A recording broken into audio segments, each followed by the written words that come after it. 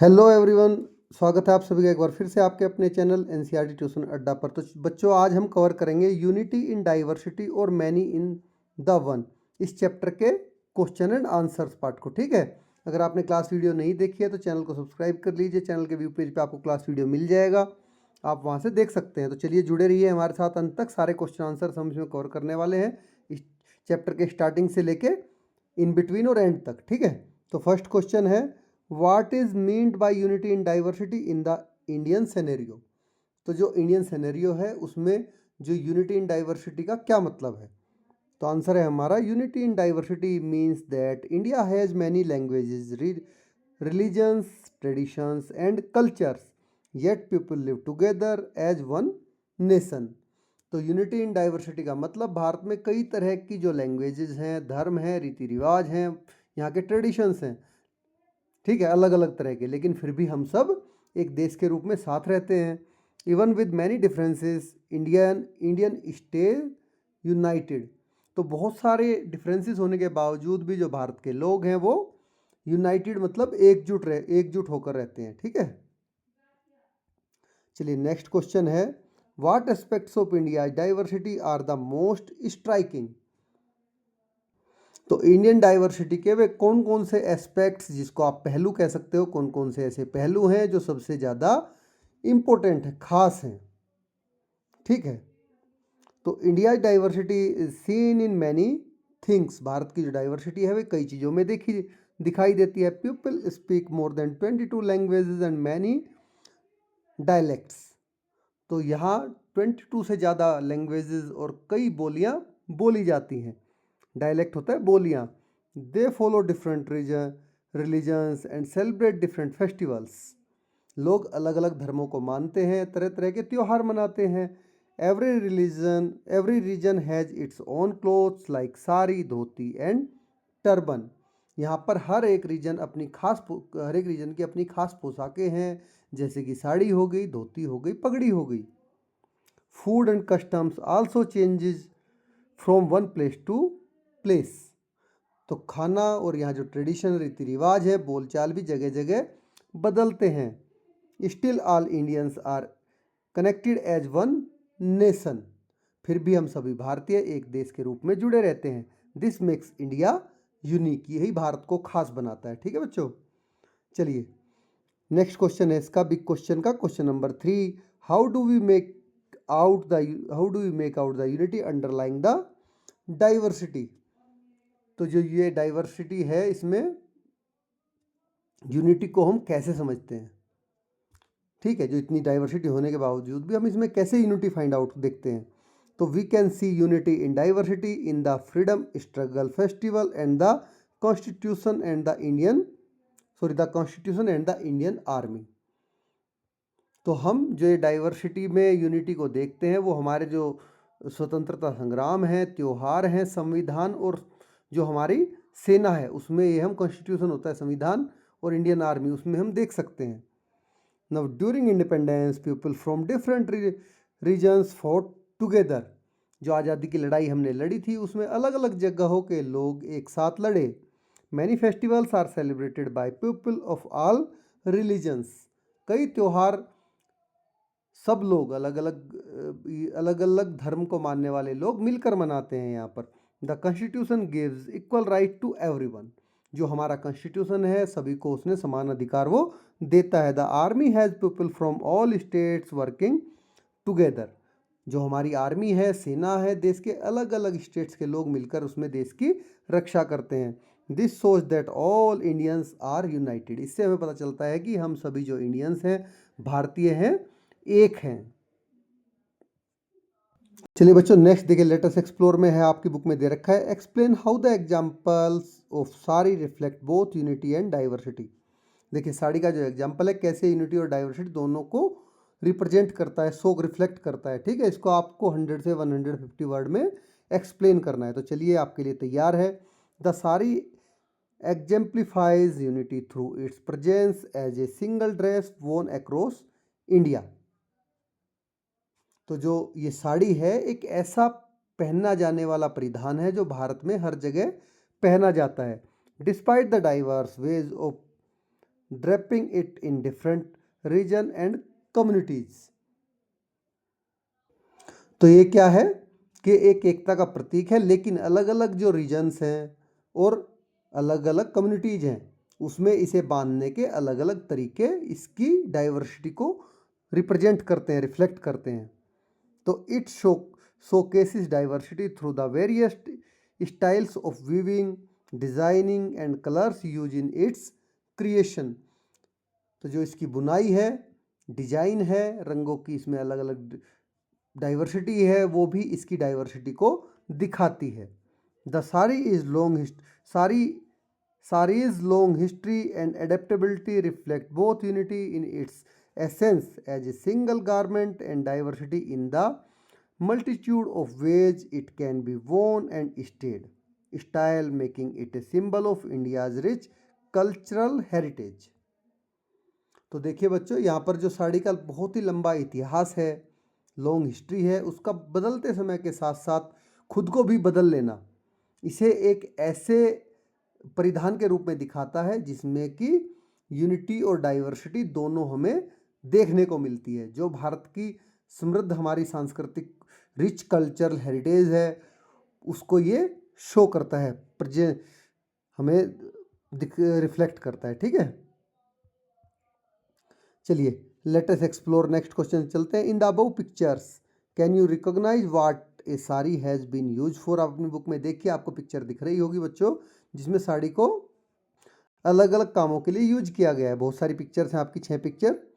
ठीक है, तो इसका आंसर हमारा ये रहा, आंसर 1। पिक्चर 1 में साड़ी किस लिए यूज हुई है? Sari can be use as a swing of kids, for kids, बच्चों के झूले के रूप में यहाँ पर साड़ी यूज की गई है। When there mother works in fields, जब उनकी माँ खेत में काम कर रही है उसकी बच्चे की।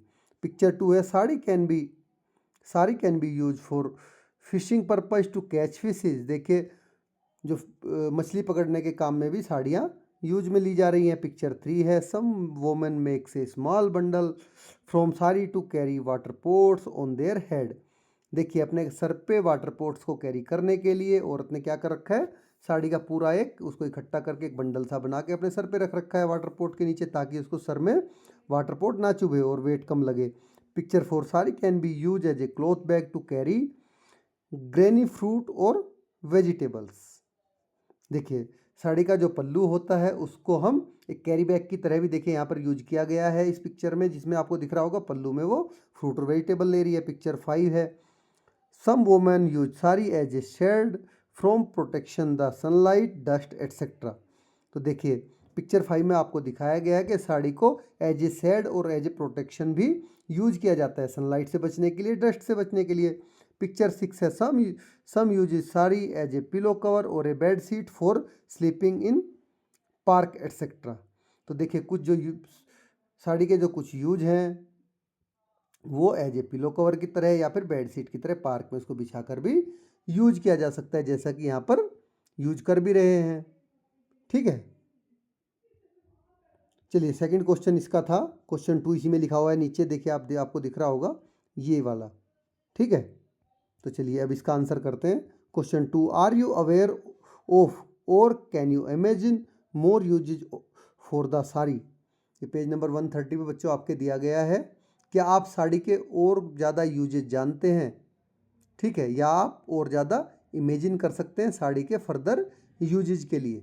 तो यहाँ पर आपको साड़ी के और ज़्यादा यूज और या फिर उसके इमेजिन का बताना है। तो आंसर है हमारा possible usages for the sari. Sari के लिए पॉसिबल यूजेज क्या है? The sari can be use as a head covering for protection from the sun और डस्ट। तो सर को कवर करने के लिए, जिससे कि हमारी डस्ट से या सन की धूप से प्रोटेक्शन मिल सके, सनलाइट से। तो it can be purpose as a makeshift bag to carry items while on the go. देखिए, जब आप कहीं जा रहे हैं तो इसको आप बैग की तरह भी यूज कर सकते हो कि इसमें सामान लेके जा सकते हो, कैरी आइटम कर सकते हो। The sari can also be use as a blanket और shawl for warmth in cooler weather. क्योंकि साड़ी बहुत बड़ी होती है, जब मौसम ठंडा हो तो आप इसको सोल या सोल या ब्लैंकेट की तरह भी यूज कर सकते हैं। These are just few examples of the versatile ways in which sari can be utilise beyond its traditional role as dress. तो देखिए, जो साड़ी का ट्रेडिशनल रोल है उसके अलावा ये बहुउपयोगी इसके तरीके हैं, एग्जाम्पल्स हैं जिनमें हम साड़ी को यूज कर सकते हैं। ठीक है बच्चों, क्योंकि मेन जो इसका पर्पज है वो तो इसका ट्रेडिशनल रोल तो ड्रेस में ही है। चलिए नेक्स्ट क्वेश्चन है आपका, following the example of the sari make a list of different style you have seen for the dhoti. देखिए साड़ी के एग्जाम्पल को लेकर, जैसे धोती होती है, धोती साड़ी लेडीज पहनती है, धोती जेंट्स भी पहनते हैं, तो धोती को आपको अलग अलग स्टाइल के बारे में बताना है। Both as regard the fabric and use the dhoti can be put to. देखिए उसके फैब्रिक के बारे में बताना है, उसके यूज के बारे में भी आपको। And what conclusion can you draw, और इससे आप क्या किस कंक्लूजन पे समझते हो। तो चलिए आंसर है, पहुंचते हो। Dhoti is a long cloth mostly made of cotton, silk और synthetic yarn and traditionally worn all over Bharat. Dhoti क्या होती है? धोती एक लंबा कपड़ा होता है जो कि जनरली या तो कॉटन का होता है या फिर सिल्क का या सिंथेटिक फाइबर से बना होता है, और पूरे भारत में ये पारंपरिक रूप से पहना जाता है। ठीक है, the dhoti is A traditional garment worn by man in India. तो धोती जो कि पुरुष द्वारा पहने जाने वाला यहाँ का ट्रेडिशनल ड्रेस है। Very significantly in style, fabric and usages across different regions. तो ये अलग अलग रीजन्स में इसकी जो पहनने की शैली है, कपड़े हैं और उसका यूज है, काफ़ी अलग अलग होता है। तो few different names are lungi, dhoti और dhuti in northern part of Bharat. तो इसके क्या है कि कुछ जो नाम है, ठीक है, कुछ अलग अलग नाम है। जैसे उत्तर भारत में इसको लुंगी, धोती या धुती कहते हैं। ठीक है, अदर नेम्स स्टाइल आर धोतर इन महाराष्ट्र में इसको धोतर कहते हैं। मेखला आसाम में मेखला कहते हैं। Mundu in Kerala and veshti in south India. तो ये इसके नाम है। साउथ इंडिया में वेस्ती, केरला में मुंडू, आसाम में मेखला ये हैं, और महाराष्ट्र में धोतर। तो कंक्लूजन के पे किस पे पहुंचे? The in conclusion the dhoti like the sari is a versatile and culturally significant garment in India. तो अब कंक्लूजन में हम कह सकते हैं कि जो साड़ी की तरह ही धोती भी भारत में एक बहुउपयोगी और सांस्कृतिक रूप से महत्वपूर्ण गारमेंट है। This diversity highlights the rich culture tapestry of India. अब ये जो डाइवर्सिटी है ये भारत के रिच कल्चर टेपेस्ट्री, जिसको हम कहते हैं समृद्ध सांस्कृतिक विरासत को दर्शाती है। Which highlighted the unity of India in diversity, जो कि भारत की विविधता में एकता को रिप्रेजेंट करती है, दर्शाती है। ठीक है बच्चों, चलिए नेक्स्ट क्वेश्चन है आपका, during October to November many major festivals take place in India. October से नवंबर के बीच में भारत में बहुत सारे फेस्टिवल मनाए जाते हैं, और जनरली फेस्टिवल जो मनाए जाते हैं वो यही पीरियड है जिसमें सबसे ज़्यादा फेस्टिवल आते हैं। आपने देखा भी होगा, make a list of few main ones and their various names in different parts of the country. तो इनमें से कुछ के आपको नाम लिखने हैं, और डिफरेंट कंट्री के डिफरेंट पार्ट्स में उनको किन नाम से बुलाते हैं वो भी लिखना है। तो October November is a vibrant period in India. जो अक्टूबर से नवंबर का पीरियड है वो बहुत ही वाइब्रेंट होता है। Mark by several major festival celebrated across the country. पूरी कंट्री में से बहुत सारे अलग अलग त्यौहार मनाए जाते हैं। Here are a few main ones and they are various name in different regions. यहाँ पर कुछ हमने आपको दिए हैं और डिफरेंट रीजन में उनके क्या क्या नाम है। जैसे कि दिवाली, नॉर्थ इंडिया में दिवाली कहा जाता है, साउथ इंडिया में दीपावली, वेस्ट इंडिया में महाराष्ट्र में दिवाली, ईस्ट इंडिया बंगाल में इसको बोला जाता है काली पूजा या श्यामा पूजा। ठीक है, देखिए सेकंड आपका फेस्टिवल दशहरा, विजयदशमी जिसको हम कहते हैं, नॉर्थ इंडिया में दशहरा बोलते हैं, वेस्ट बंगाल में दुर्गा पूजा बोलते हैं, साउथ इंडिया में इसको कर्नाटक में दशहरा बोलते हैं, आंध्र प्रदेश एंड तेलंगाना में इसको विजयदशमी बोलते हैं। ठीक है बच्चों, महाराष्ट्र में इसको दशहरा बोलते हैं, महाराष्ट्र में भी। नेक्स्ट है नवरात्रि, नॉर्थ इंडिया में इसको नवरात्रि कहते हैं, साउथ इंडिया में इसको बोम्बई गोलू या गोम्बे हिब्बा बोलते हैं, वेस्ट बंगाल में दुर्गा पूजा इसको कहते हैं, और गुजरात में इसको कहते हैं नवरात्रि गरबा दांडिया। आपने सुना होगा सबने दांडिया गरबा का नाम। गुजरात में भाई दूज उसके तुरंत बाद आने वाला फेस्टिवल है, तो नॉर्थ इंडिया में इसको भाई दूज, भैया दूज, गुजरात में भाई बीज, महाराष्ट्र में भाऊ बीज, और वेस्ट बंगाल में इसको भाई फोंटा कहते हैं। ठीक है बच्चों, चलिए नेक्स्ट फाइनल क्वेश्चन आंसर्स पे हम अब पहुंचे हैं इस चैप्टर के। तो questions activities in projects, conduct a class discussion on 2 quotations at the start of the chapter. तो चैप्टर के स्टार्ट में जो 2 कोटेशन दी गई है उस पर आपको क्लास में एक डिस्कशन कंडक्ट करना है। तो बच्चों ये आप खुद से करेंगे। तो सेकंड क्वेश्चन हमने कर रखा है, चलिए आगे बढ़ते हैं सेकंड क्वेश्चन पे। क्वेश्चन 2 है, select a few stories from the Panchatantra and discuss now there how their message is still valid today. आपको पंचतंत्र की कुछ कहानियां चुननी है और बताना है कि उनका मैसेज आज भी किस तरह से रिलेवेंस है, ठीक है, वैलिड है। तो do you know of any similar stories from your region, क्या आप अपने रीजन से, अपने क्षेत्र से इसी तरह की और कोई कहानी बता सकते हो। तो चलिए बच्चों, इसका आंसर हमने दे रखा है। स्टोरी 1 है the monkeys and the crocodile. आपने सबने सुनी होगी बंदर और मगरमच्छ की कहानी। ठीक है, मैसेज ये देती है we should not trust anyone easily, हमें किसी पर भी आसानी से भरोसा नहीं करना चाहिए। स्टोरी 2 है द टर्टोइज एंड द गीज, कछुआ और हंस की। गीज होता है हंस। मैसेज ये देती है कि talking too much without need can cause trouble, बिना ज़रूरत के ज़्यादा बोलना नुकसान पहुंचाता है। Similarly story in my region there is a story about a clever rabbit.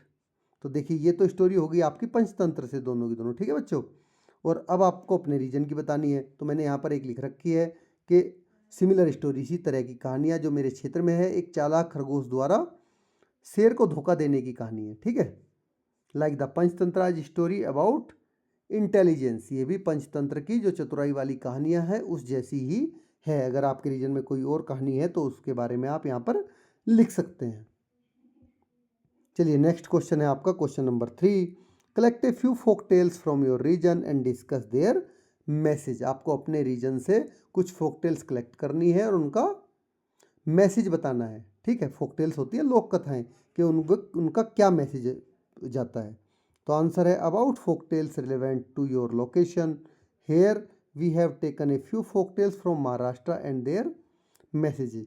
तो मुझे आपका रीजन नहीं पता है सच बताऊं, तो इसलिए मैंने महाराष्ट्र के रीजन के, ठीक है, मैं 2 फोक टेल्स आपको प्रोवाइड करा देता हूं।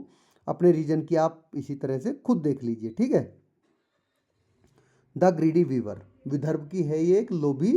वीवर कौन होता है, जो कपड़े बुनता है। ठीक है, तो मैसेज क्या देती है, ग्रीड इज हार्मफुल, लालच बुरा होता है। We should be happy with what we have, जो हमारे पास है हमें उसी में खुश रहना चाहिए। और सावित्री एंड सत्यवान, ये सतारा की कहानी है। सावित्री और सत्यवान की मैसेज देती है true love courage and determination have great power, जो सच्चा प्यार है, साहस है और दृढ़ निश्चय है, वो बहुत ताकतवर होते हैं। चलिए बच्चों नेक्स्ट क्वेश्चन पे चलते हैं। Is there any ancient story that you have seen being depicted through a form of art.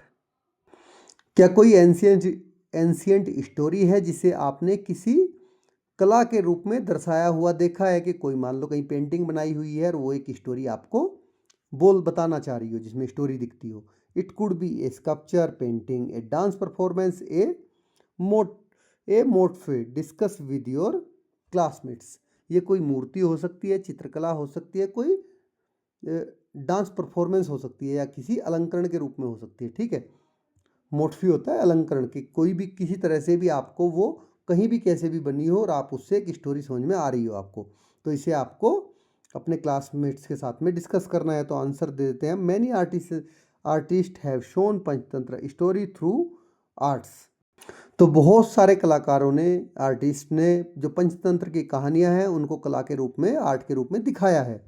जैसे story lion and the mouse, शेर और चूहे की स्टोरी। आर्ट फॉर्म्स है, स्कल्पचर भी है, पेंटिंग भी है, डांस फॉर्म में भी है।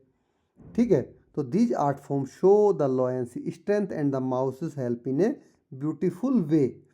इन कला रूपों में जो शेर की शक्ति है, चूहे की मदद को बहुत सुंदर तरीके से यहाँ पर दिखाया जाता है। ठीक है बच्चों, तो इस तरह से आप और दूसरी स्टोरीज पे भी डिस्कशन कर सकते हैं। नेक्स्ट क्वेश्चन, लास्ट क्वेश्चन है, discuss in class following question by India's first prime minister Jawaharlal Nehru when he travel to many parts of India before independence. तो देखिए ये जो पूरे का पूरा आपको पैराग्राफ दिया गया है, ये जवाहरलाल नेहरू जी द्वारा, जो कि हमारे फर्स्ट इंडियन प्राइम मिनिस्टर थे उनके द्वारा लिखा गया है। ठीक है, जब वो कंट्री के डिफरेंट पार्ट्स में उन्होंने सब जगह सैर की, देखा, तब उन्होंने ये लिखा है। तो इसको आप पढ़ लीजिए। तो इस पे आपको क्लास में डिस्कस क्या करना है वो मैं आपको बता देता हूँ। आंसर है, Nehru said that India's culture influence all people from cities to village. तो नेहरू जी इसमें कह रहे हैं कि भारत की जो संस्कृति है उसने शहरों से लेकर गांवों तक सभी को, लोगों को प्रभावित किया है। Stories like the Ramayana and the Mahabharata were known everywhere. देखिए, ये जो रामायण और महाभारत जैसी कहानियां हैं हर जगह लोकप्रिय हैं। People people memorise their verses and used them in daily life. लोग इनके श्लोक याद रखते हैं और बातचीत में यूज करते थे। ठीक है, याद रखते थे और बातचीत में यूज करते थे। These stories give meaning and values to people's life. इन कहानियों ने लोगों के जीवन को अर्थ और मूल्य दिए हैं, वैल्यू और मीनिंग दी है। तो कंक्लूजन क्या है हमारा, India's culture is old and strong and is still influence people today. तो इससे निष्कर्ष ये निकल के आता है कि जो हमारे भारत की संस्कृति है वो बहुत पुरानी और मजबूत है, जो हमारा इंडियन कल्चर है। ठीक है बच्चों, और आज भी लोगों पर उसका बहुत गहरा प्रभाव है, जो हमारा एंशियंट इंडियन कल्चर है। तो देखिए, इस तरह से आपके सारे क्वेश्चन आंसर्स खत्म हो जाते हैं, इन बिटवीन भी और स्टार्टिंग, इन बिटवीन और लास्ट के। तो अगर आपको वीडियो कैसी लगी कमेंट बॉक्स में लिखकर ज़रूर बताइए। आपको वीडियो अच्छी लगी तो लाइक करें, चैनल को सब्सक्राइब करें। ठीक है, और अगर आपको क्वेश्चन लगे कि ठीक से अच्छे से लिखे गए हैं तो अपने दोस्तों के साथ में शेयर करना ना भूलें। Thanks for watching.